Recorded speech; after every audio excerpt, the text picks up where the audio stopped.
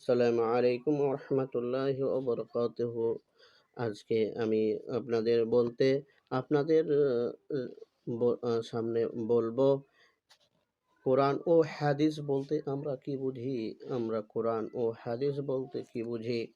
হযরত মুহাম্মদ সাল্লাল্লাহু আলাইহি ওয়াসাল্লাম 23 বছর ধরে বিভিন্ন সময়ে আল্লাহর কাছ থেকে যেসব ওহী বা প্রত্যাদেশ পেতেন তার সকল সংকলনকে কোরআন শরীফ বা আল্লাহর বাণী বলা হয়।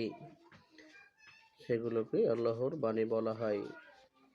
আর হাদিস বলতে আমরা বুঝি বিভিন্ন প্রয়োজনে সাহাবাদের প্রশ্নের জবাবে হযরত মুহাম্মদ সাল্লাল্লাহু আলাইহি ওয়াসাল্লাম এর উপদেশবলী সংকলনকে হাদিস শরীফ বলা হয়। আসসালামু আলাইকুম ওয়া রাহমাতুল্লাহ।